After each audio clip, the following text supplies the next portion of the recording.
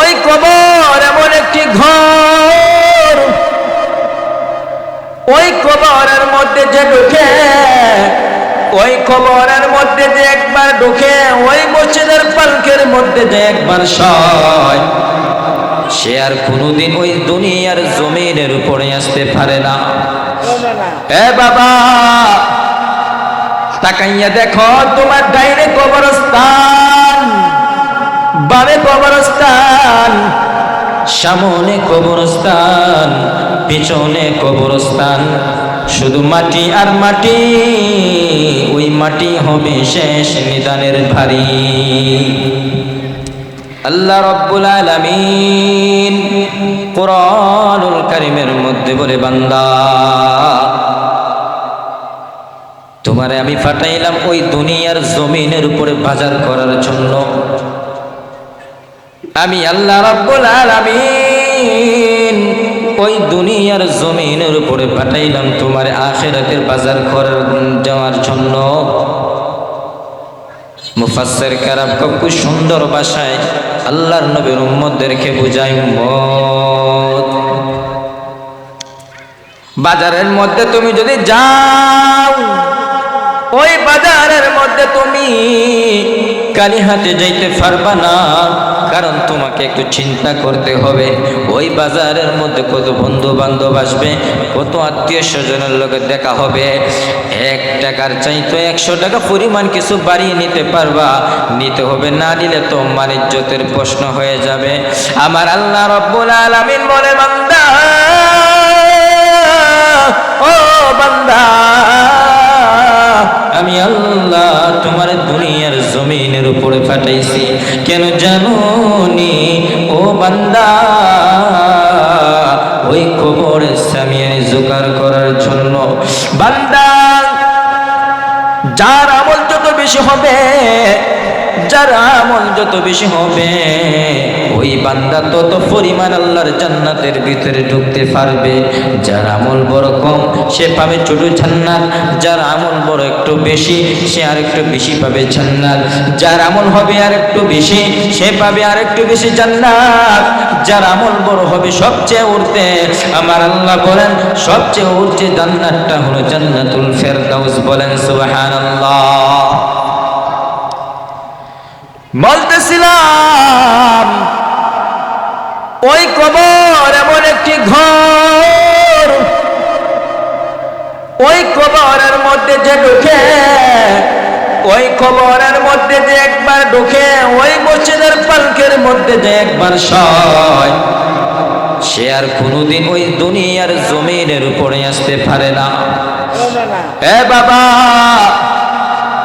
তাকাইয়া দেখো, তোমার ডাইনে কবরস্থান, বামে কবরস্থান, সামনে কবরস্থান, পিছনে কবরস্থান, শুধু মাটি আর মাটি। ওই মাটি হবে শেষ নিদানের ভারী। আমরা জানি আমরা মরব, আমরা জানি একদিন আল্লাহ রাব্বুল আলামিন আমাদেরকে জানটা, রূহটা আমাদের দেহ থেকে বাহির করে নিবে। আমরা তাও জানি ওই মালাকুল মাউত যার ঘরের মধ্যে হাজির হবে, যার ঘরের মধ্যে হাজির হবে, যার জানটা নেওয়া হবে, ওই ব্যক্তি কোনোদিন আর ওই জমিনের উপরে আসতে পারবে না। আয়াতে কারিমা বলার অর্থ হলো, বান্দা, ওই কবর যদি তোমাকে আমাকে ঢুকতে হয়, ওই কবরের ভিতরে তোমাকে আমাকে যদি ঢুকতে হয়, তাহলে বান্দা কেন তুমি আল্লাহর ইবাদত করো না? কেন বান্দা তুমি আল্লাহর হুকুম আহকাম গুলো মানো না? কেন তুমি বান্দা আল্লাহ রাব্বুল আলামিনের হুকুম আহকাম গুলো মানো না? আমার আল্লাহ বলে, বান্দা, জান্নাত তোমারটা বড় সহজ, ওই জান্নাত পাওয়াই বড় সহজ। আবার ওই জান্নাত যদি পেতে চাও, ওই জান্নাত তোমার জন্য বড় কঠিন।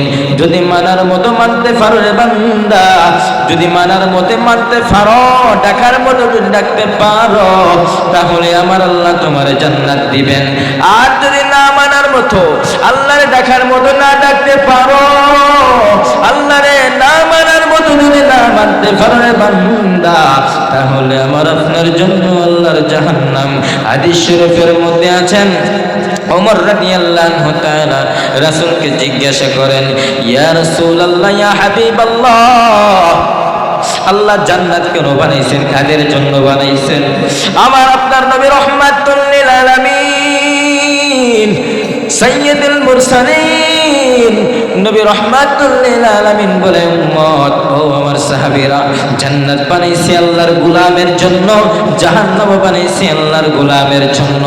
জান্নাত বানাইছি আমি নবীর উম্মতের জন্য, জাহান্নাম বানাইছি আমি নবীর উম্মতের জন্য।